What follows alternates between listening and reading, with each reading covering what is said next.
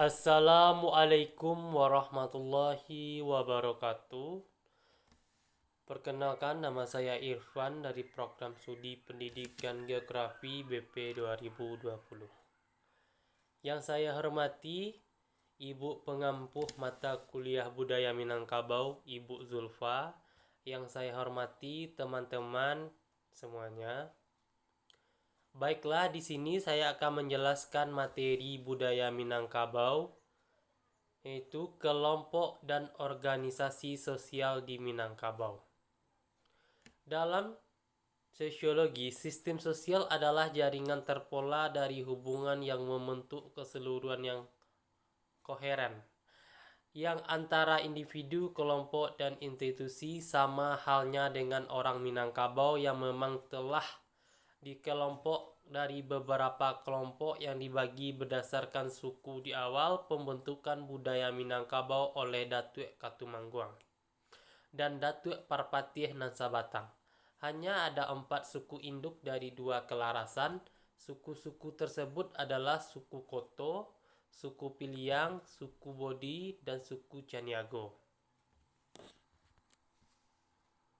Selain 4 suku ini, sekarang suku di Minangkabau telah banyak contoh, yaitu suku Tanjung, Guci, Sikumbang, Jambak, Kampai, Melayu, Bendang, Panai, Pitopang, Poyoboda, Panyalayan, Kutinye. Dengan demikian, sistem sosial dapat diartikan dengan sistem hidup bersatu atau hidup bermasyarakat dari orang atau sekelompok orang yang di dalamnya. Sudah tercangkup struktur organisasi, nilai-nilai sosial, dan aspirasi hidup serta cara pencapaiannya.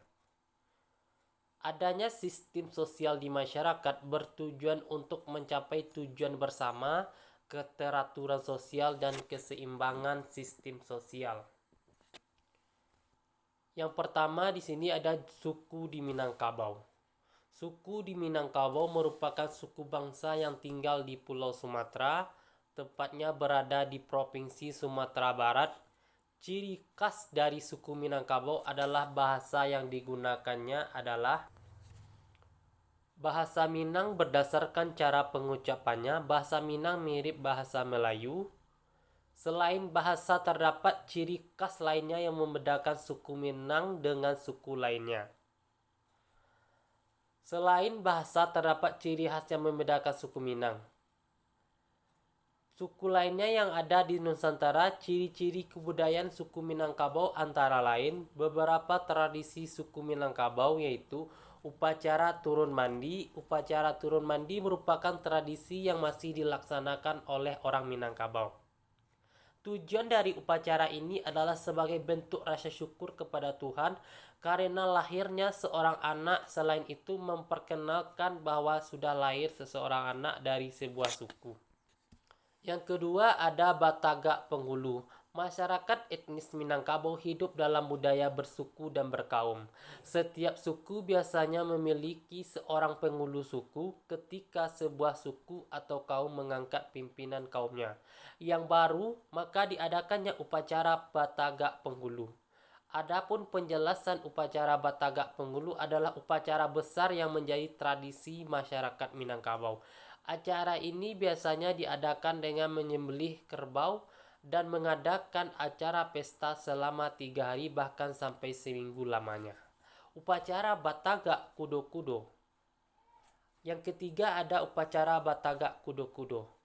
Upacara Batagak Kudo-Kudo merupakan tradisi yang ada di Minangkabau. Upacara ini merupakan bagian dari masyarakat Minangkabau pada saat membangun rumah. Upacara Batagak Kudo-Kudo dilakukan ketika sebuah rumah baru akan dipasang kuda-kuda. Dalam upacara ini mengundang orang kampung dan saudara dekat, terutama hadiah dibawa oleh tamu undangan biasanya adalah seng atau atap untuk rumah. Yang kedua, nagari di Minangkabau. Minangkabau merupakan satu wilayah kebudayaan yang sangat unik.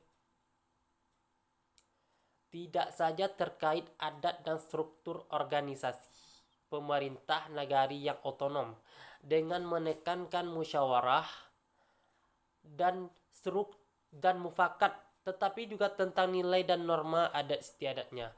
Organisasi Paruik sebagai unit terkecil dalam struktur masyarakat Minangkabau merupakan satu bentuk organisasi yang sangat berpusat kepada ibu matrilineal, yang sangat khas karena Indonesia sebagai unit kebudayaan nasional memiliki lebih banyak sub kebudayaan etnis yang lebih berpusat.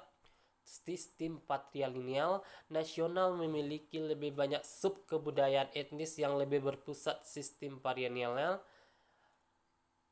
merupakan inti dari struktur masyarakat yang jika berkelompok berorganisasi akan membentuk struktur pemerintahan nagari. Dalam Hasanah Keilmuan Antropologi Barat, wacana tentang keluarga inti dalam berbahasa Inggris itu nuclear family, dalam keluarga besar adalah extended family. Tidak ada terminologi yang cukup pas untuk menjelaskan part ini. Sendi-sendi masyarakat mereka goyah dan selalu dalam transisi. Demikian juga migrasi lokal Winslow yang membuat orang Minang tersebar di seluruh wilayah di Indonesia dan bahkan luar negeri. Juga menjadi faktor penguat semakin lemahnya sendi-sendi kehidupan dari masyarakat Minangkabau untuk menjaga nilai-nilai kebudayaannya. Nagari, adat, dan Islam merupakan tiga hal yang mengikat orang Minangkabau, sehingga ini yang menyebabkan pemerintahan kolonial Belanda berupaya untuk menaklukkan nagari, yang berarti juga untuk menghancurkan ikatan-ikatan keluarga matrilineal atau Saparui sebagian dasar dari struktur keluarga masyarakat Minangkabau. Yang ketiga ada kelarasan di Minangkabau.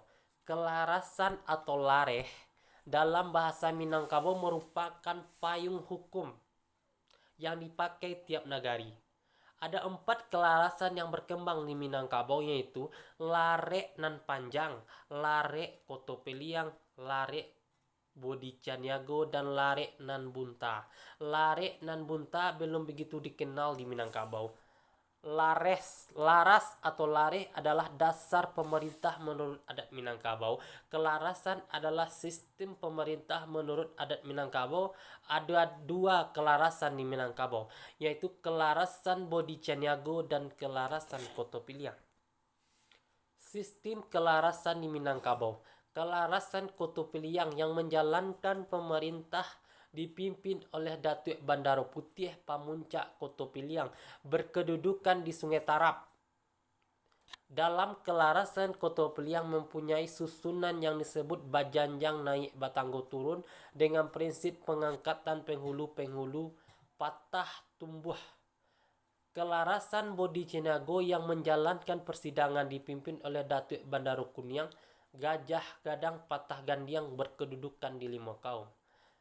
Dalam kelarasan Bodicaniago mempunyai susunan yang disebut duduk samo rendah, tagak samo tinggi. Kelarasan Kotopiliang dipimpin oleh Datuk Bandaro Putih. Roda pemerintah dijalankan dalam sistem Kotopiliang, yang dalam hal ini dijalankan oleh Ampek Balai.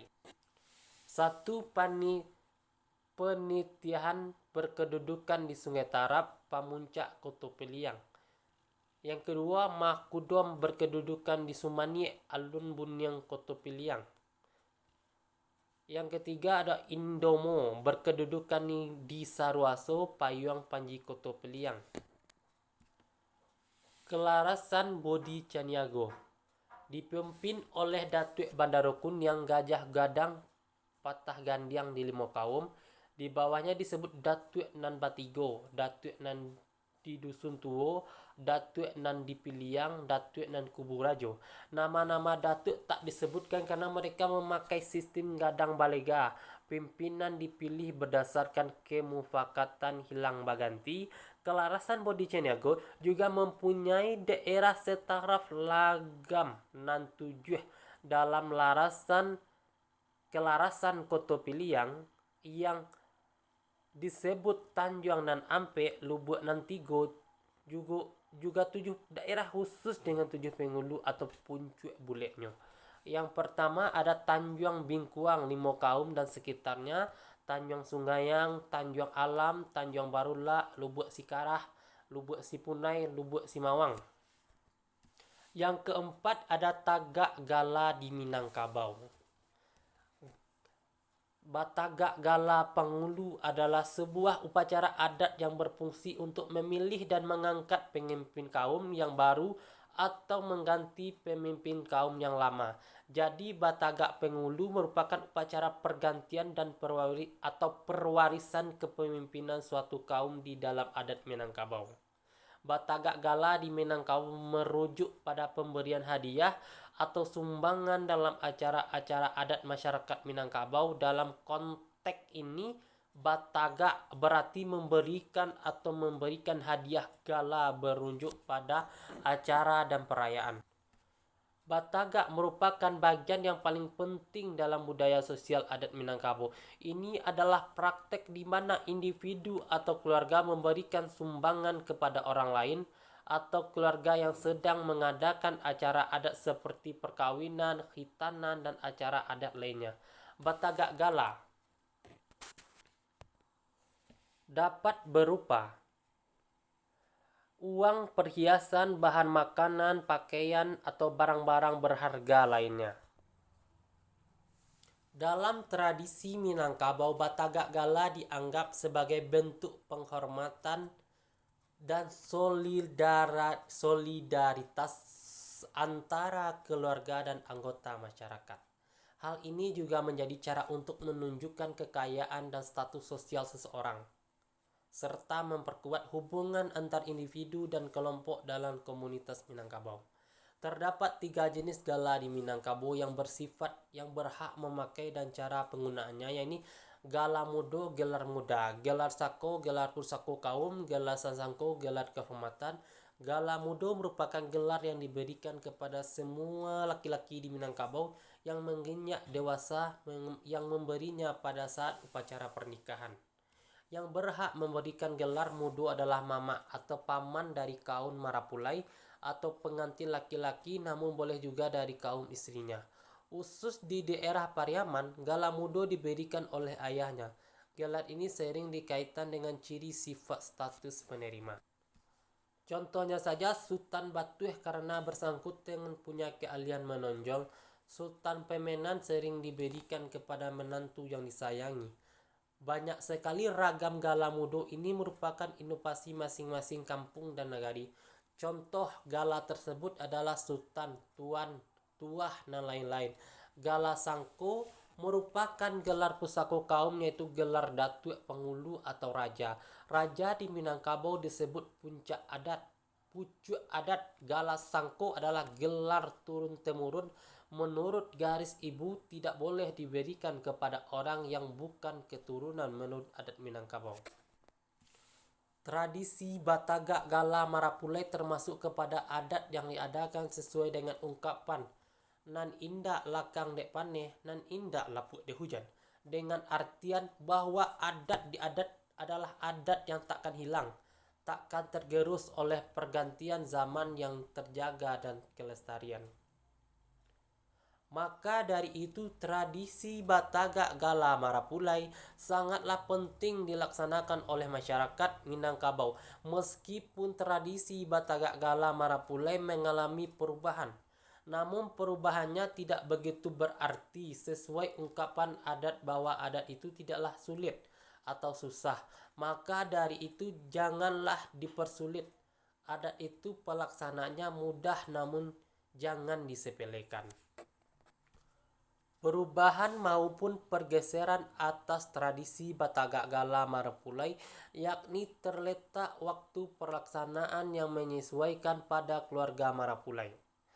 Isi carano terkadang kurang lengkap, kemudian pada tempat pelaksanaan yang biasanya dilaksanakan di rumah gadang, namun sebab rumah gadang terkadang keadaannya sudah tidak memungkinkan melaksanakan tradisi Batagak Gala Marapulai, maka tradisi Batagak Gala Marapulai dapat dilaksanakan di rumah biasa, rumah komplek contohnya, atau bahkan di gedung, asalkan pada dinding dan pernak-pernik ditempatkan pelaksanaan tradisi masih menggunakan tapi semacam tenda alek pelaminan.